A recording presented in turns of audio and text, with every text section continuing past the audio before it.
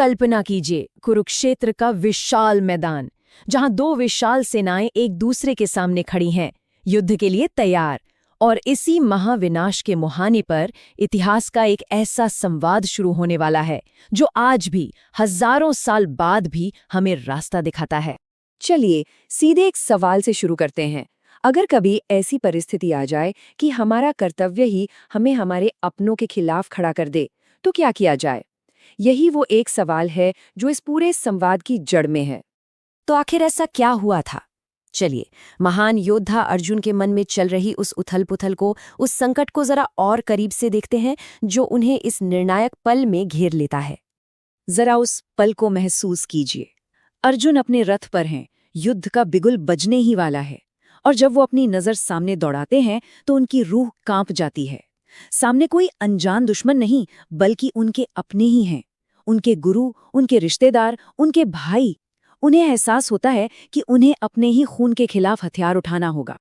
और बस यही एक एहसास, यही एक नज़ारा अर्जुन जैसे महान योद्धा को अंदर से तोड़ देता है।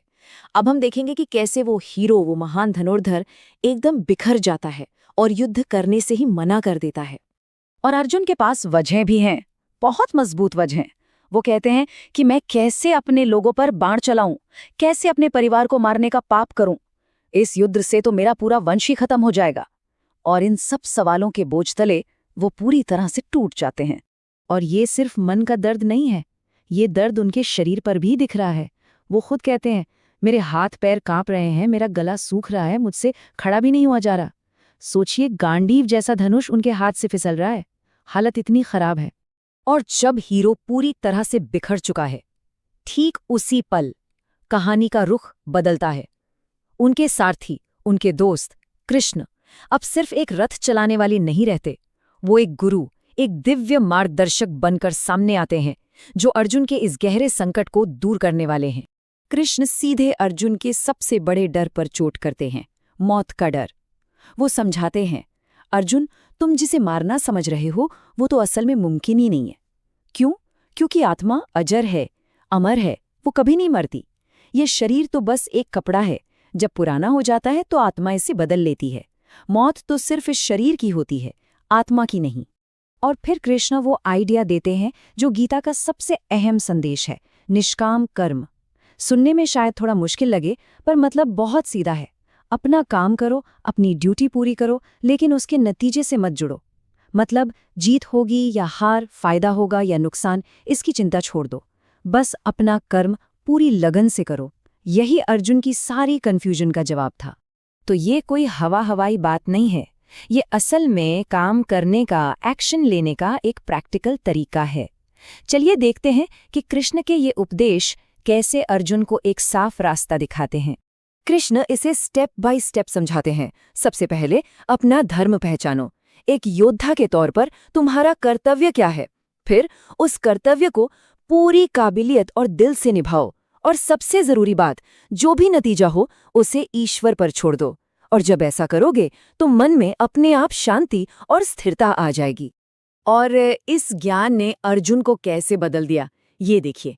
उपदेश से पहले वो पूरी तरह से इमोशंस में डूबे हुए थे, कंफ्यूज थे। और उपदेश के बाद उनका फोकस सिर्फ अपने धर्म और कर्तव्य पर था।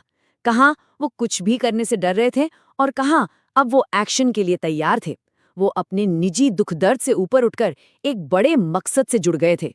तो अब कहानी उस मोड़ पर आ जाती है जहां अर्जुन के मन का सारा अंधेरा, सारा कंफ्यूजन छट चुका है।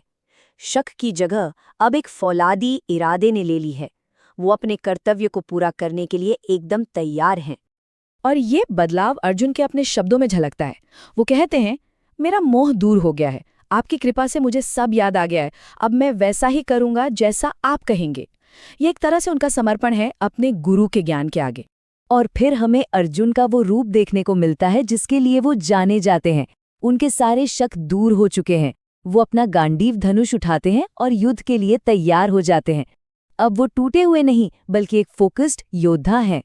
तो ये कहानी सिर्फ अर्जुन की नहीं है, ये हम सबकी है। ये संवाद खत्म होते होते हम सबके लिए एक सवाल छोड़ जाता है।